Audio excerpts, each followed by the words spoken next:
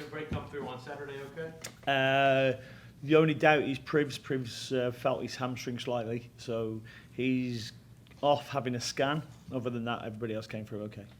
Is Don in or out?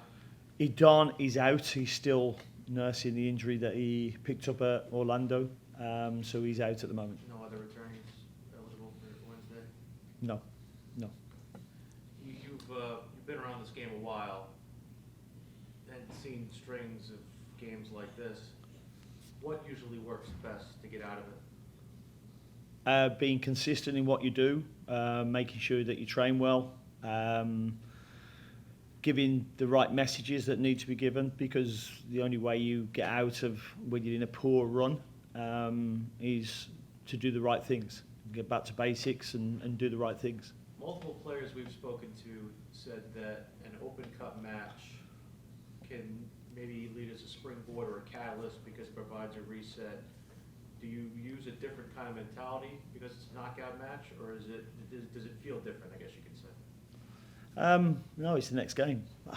Whether it's a US Open Cup, whether it's an MLS game, whether it's a Leagues Cup game, it's the next game. So you treat it as the next game and you try and win that game. And you can only go and win that game by doing the right things. I know the different level of opponent than you played last time in the Open Cup. Will you still feel the need to have to rotate, or will you handle it a little differently because it is an MLS opponent? No, we'll look at the players tomorrow morning. We'll probably rotate some players, but some players we won't be able to rotate at all, so they'll stay in the team. But we want to go and win the game, and that's the most important thing. That our approach is to try and win the game. And we've talked about trying to harness the fire that Wilf brings on the pitch, but I know you probably don't want to see him talking with his teammates or the opposing coach like he did on Saturday. How do you handle that? Go on, tell me which one. He had a thing with Jabril a little bit. Yeah, Jabril passed a simple ball out of play. He got frustrated, had a word back. If it's not Wilf, I saw Patrick receive a pass from Ashley and he gave it away. Ashley had to go at Patrick, but we don't talk about that because it's not Wilf. Mm-hmm. So I do think there's some exposure to Wilf rather than other players. I think he expressed his frustration then. Other players expressed frustration as well. So I'm not going to, certainly in a press conference, make it the Wilf show.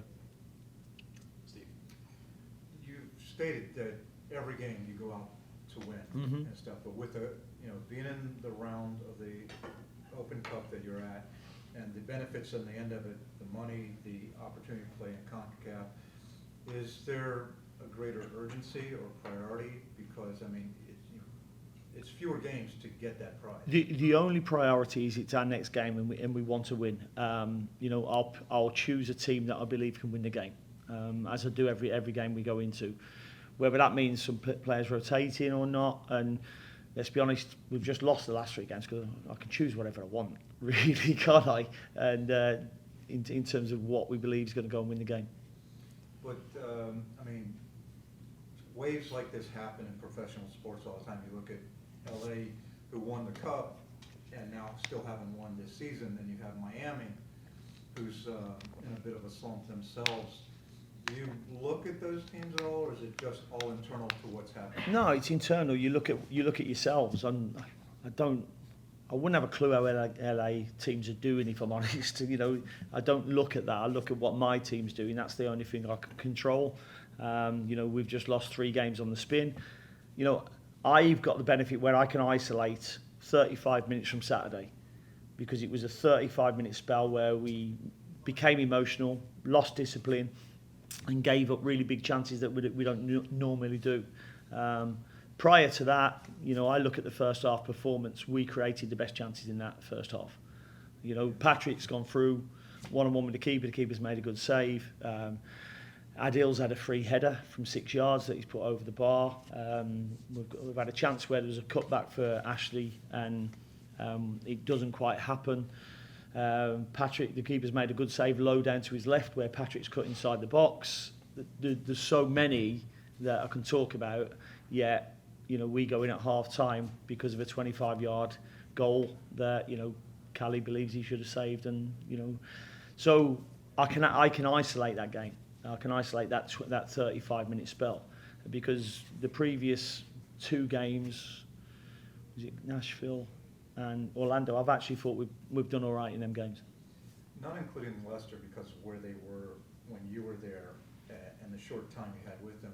Have there been other, situations, slumps like this in your professional career? And how does this compare? Yeah, no, if you're coaching a team for 200 games, 150 games, you're going to have spells where, and if you're not one of them top teams in that league at that time, like a Manchester City, or you're going to suffer at times, and it's how you come through them periods. You've got to learn during them periods, and you've got to believe in what you do. And that was probably the biggest thing for me. The 35 minutes on Saturday is the first time I've seen us probably lose discipline and become emotional. So we've had a meeting already. We've reviewed the game, and my job is to give them players the belief back into how we turn things around in terms of results. Does that reflect the mood of the team right now, or are you doing stuff to just pull them out of it? I showed them the first half. I showed them the chances that we created. We played through the line so well at times, and created some big chances. We didn't take the lead because the keeper made 2 great saves for them, and we've also missed the target on a number of occasions as well. But in terms of, I felt the second half we came out emotional. They took a quick free kick, played a ball underneath us, and the lads put it over the bar from 2 yards. That's a massive chance we don't normally give up, and we're usually switched on from that. And that's what I told them is the difference. Making sure that a goal can't change your mood. Thank you. Yeah, no worries. Right, so which goal changed? Like, what was the trigger to them playing emotional? The first goal, I thought the first goal changed the game, and the second goal killed the game. Okay. That was my thought. Okay. So maybe playing not to lose, not playing free at that point, I don't think a goal needs to change how you play. If you're creating opportunities and you're not taking them, then why change doing that? So we went from the first 35, 40 minutes of playing some really good football through the lines and playing in behind and getting Patrick running at their defenders and giving them real problems, to them playing in front of them, because we started to play a little bit too safe then. And then when without the ball, rather than getting back into shape, we went chasing the ball, and it allowed them to play through the spaces. No, they say you learn more from losses than you do from wins. What are you learning about this team? And you're learning all the time about them. I think they're learning as well, because some of them probably haven't been through this. You look at Nick Scardina, for instance. He's played 6 games, in his career. So there's part of it where we've got to help him, coach him, and teach him what it's about. And we've got to do that as coaches, but also the senior players as well. he mentioned the mentor program you guys have started. Nick did. Tell us about Yeah, no, it's something that we've been wanting to bring in for probably the last 6 months, where we don't just want players coming in from legacy and being on their own. We want some mentorship from players who've come through similar pathways. For instance, Nick can speak to Patrick or Privs, who've come through that pathway that he's come through, and things that you might come up against that you haven't experienced before, and just to help them with that. Did you match them up? We have matched them up, yeah. Doumbia, is he a couple of weeks? Doumbia will hopefully start training a week today, and then how his training goes, how it progresses, we'll decide when he's available. Yeah, cheers. I think both Tim Ream and Pat mentioned that it's going to start with the attitude Monday morning. Did you feel that from the team this morning? Yeah, I thought they went out and trained well, but it's hard because it's a match day +2. So, it's the lads who played aren't going to be doing too much. They've just done a few passing drills. But the meeting this morning was, to go through and review the game. So we spoke about that as well. And listen, I'm a big fan. I said it in the meeting today that, you know, things are never as bad as they seem, and they're never as good as they seem. You know, so you know we've just lost 3 games on the spin, and you know we haven't been bad in all them games. Do you feel like maybe hitting the top of the table in the East maybe create up some complacency within the team or no? No, I don't believe that for one minute. If complacency had set in, we wouldn't have played how well we played against New England. And then my last one is back in the summer of last year, there was maybe a similar spell when, you know, Tim Rain came in, Swiderski, Biel, where maybe the team wasn't just finding themselves, and then you kind of changed the formation and got things rolling again. Does it feel kind of the same this year where, like, maybe things are right there, but they're just not clicking right now? No,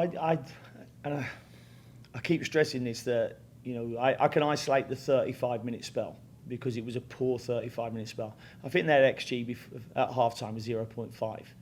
You know, then it got up to about 3.5, I think, in the second half because of the chances that we gave away. And you can't live with them chances that you give away. But previous to that, Columbus were better than us. I hold my hands up and say, when a team's, I'm honest with my own team, and I'll tell you when my team aren't good, and they weren't good for 35 minutes on Saturday. They weren't as good as Columbus, but we've been better than other teams and not got the results. There's been teams where we've been the same as other teams and got results. I mean, Chicago. Seven. Chicago. Columbus. Okay. Columbus were better than us. Yeah, Columbus were better than us on the day. You know, but we played Atlanta. That was a very even game, but we scored 2 good goals. You know, so that's how football can change very quickly. No worries. Coach, you know, at what point do you feel like in a losing streak you have to break glass and change everything you're doing? If you break glass and change everything you're doing, then you're wrong at the start. You know, if you feel, because, and this is what I said to the players today, we're no different in terms of players and management and how we approach things than 4 weeks ago. And while you take the plaudits 4 weeks ago, you have to take the criticism 4 weeks later when you haven't got results for, you know, 5 MLS games. So, you know, we're no different in terms of what we are. But if you go and break the glass now, what we've lost is 2 fullbacks during that period, you know, and we've had to blood some new players in them positions. Last time you went to Audi Field, you came out with a 3-0 win. How do you feel like you're going to line up against DC United? I don't know. If I'm honest, again, I've not been looking at them. I've done the review of the game. I'll look at them again tonight.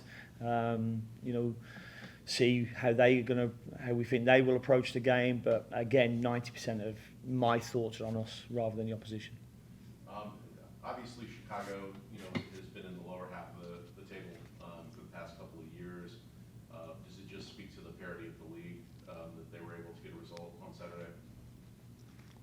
I think the whole league's tight, and it always has been. You know, Montreal get a result against Columbus last week. Am I right with that? Yes. You know, Montreal draw with Columbus, and then they lose to Toronto 6-1. This league's nuts like that. There's very small margins from what I've seen that can change a result in a game in this league. And if you have some good organisation, good structures, but also, you know, good values in how you want to play, you can do well. Obviously, you know, you didn't bring Collie for the last match with him having just had the kid. Is he going to go to DC, or is there anybody who, you know? Callie will probably not go to DC. Yeah. And then finally for me, the most important personal question, what's the Sadler's-Wimbledon score going to be at Wembley this next weekend? Well, my daughter's going to both games, so Sadler's Wimbledon, my old team, so hopefully the Sadlers will get promoted, and then Leyton Orient against Charlton, so hopefully my old team can get promoted there as well. So hopefully it'll be a good double weekend at Wembley for her to enjoy. Thanks, Coach. Best of luck. Cheers, thank you. Bye. Dean, with the nature of the schedule that you guys have had in May, and again, nothing you can do about it, the games are scheduled, is there maybe a thought that there's a bit of fatigue that's kind of creeping in? I know these guys are in great shape, but this is a tough stretch. No, definitely second half of that game, I felt they looked fresher than us, and you know it can weigh on your mind. Why we played Wednesday and they don't when there's 30 teams in the league frustrates me, because it then gives the opposition a benefit that I don't think they should have. This week I understand it more because Columbus aren't in the US Open Cup. But that was tough on us Saturday, especially when we conceded that first goal. Probably against the runner play as well. So but it is what it is. I mean, listen, people talk about the schedule and all the away games, but listen, we played 7 at home, we played 7 away. So we haven't been on the road as much as what it may seem. But it's happened in such a compressed time frame with the midweek Saturday, and that way throughout pretty much the rest of the month, or throughout the whole month. Do you think there would be as much noise about you not getting results if it had just been a somewhat normal schedule, just playing on the Saturday, because it's happening one after another? No, I think if you lose 2 games on the spin and then you win a game and then you lose 3 games on the spin, there's always noise. You're only always 1 loss away from a bad run, or you're 1 win away from a good run. That's the way this sport works. So as I say, my message is always pretty consistent in what we do. And kind of dovetailing off Sam with the break glass and change everything, I know you don't want to do that, but have you noticed, or are there guys that maybe have thought about changing up pre-match routines or rituals, or how superstitious were you when you were playing? No, I mean, people call it superstition. I call it habit. Some players say, "Oh, I'm superstitious. Put my left boot on it." Always put my left boot on first. It's normally a habit. And players will try and change these. I don't believe in superstition. That's not for me. You go out and you play. And you play to your best of your ability. Some people may make a mistake, cost a goal, and you lose the game. It happens, So I'm not a massive believer in superstition, and I hope the players aren't as well. The lack of handshake with the official last week, did that seem like an isolated thing, or are you starting to get a reputation, do you think people are responding to? Or? I've no idea. I mean, listen, yeah, I think you've seen me after every game. I always go over and shake the officials' hands. For whatever reason, the official was looking to get off the pitch, and I weren't letting him get away with that. I've just had to suffer my team getting beat. Show me the respect that I think I deserve as well. Did he speak? I mean, was there any He said there was no malice in it. He said, listen, I wasn't not trying to shake your hand. I think he'd probably got a little bit of stick from our supporters and was, trying to get off. Yeah. Dean, there's a huge disparity in MLS between home form and away form over time. I know you've talked about the schedule a little bit. You've also said in the past that preparation, no matter whether you're at home or away, tends to be somewhat the same, consistent. But when you look at the schedule and you see that you do have 5 away games coming up, is that a concern for you, not necessarily in terms of the team form, but just the fact that you don't have that natural bounce at home, in between those games, that you're constantly having to fight away from home without the benefit of having fans behind you? Listen, when I looked at the fixture calendar at the start of the season, I saw that we had 9 away games out of 11. And I've gone, that's nuts. That is nuts. How does that happen? And then people explain to me, because there's Club World Cup games here. There's been concerts over the last month. So, the club earn revenue through getting people, at these events. So you have to accept that. The one thing we'll have 9 home games out of 11 somewhere else at the latter stage of the season. So we have to use that as positive. But listen, when I look at it, I'll go, yeah, it's nuts, but you've got to deal with it. So we'll deal with it as best we can. Sorry? Shakira's soul. My wife thought she was very good. Your ex-husband. Metallica. Sorry? Metallica also. No, I didn't do that. No, who was the other one? It's coming up. Who was the other one? Kendrick Lamar. No, that's not me. That's not me. Yeah. I hate to kill this flow of conversation, but I'm curious when you said earlier your job is to give players belief back. What have you noticed from their disposition regarding their belief right now? I think they're frustrated because they played games that they should have won. We've not taken as many chances as we should have done, and we've made some big mistakes from big personalities and good players who've made them, which are uncharacteristic. So I think frustration set in. That's the first time I've seen it on Saturday in the second half. So and that's why it was like show them the first half, show them what we did to Chicago to create them opportunities, and I thought Pat was really good in the game and deserved his goal at the end as well. And I thought a poor decision probably cost us from getting back into the game as well. So remind them of what we do well.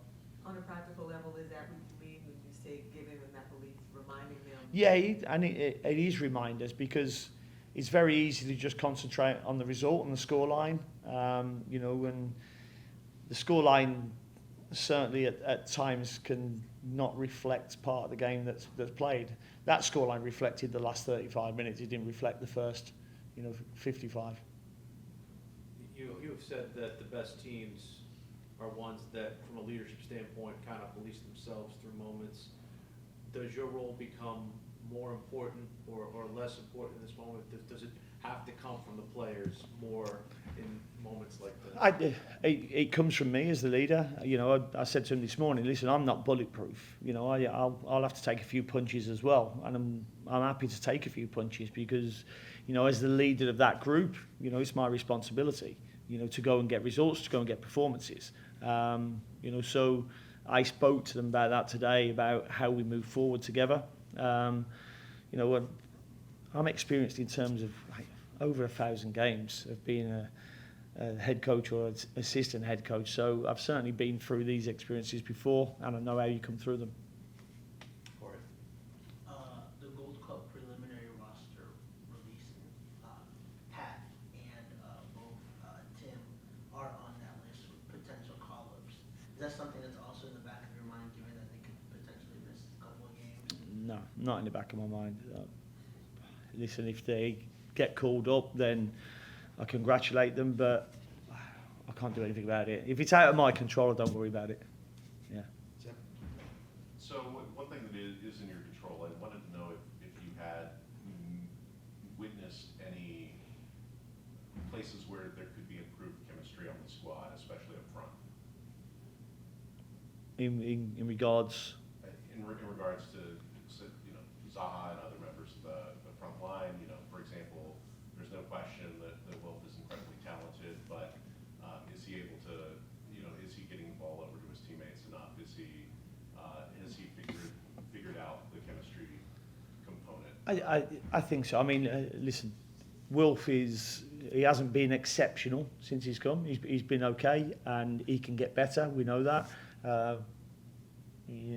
He scored 4 goals so far. Patrick scored 3. Leal scored 4 so far. Pep Biel's the top assist maker, or one of them in the MLS. So I don't think our chemistry's too bad.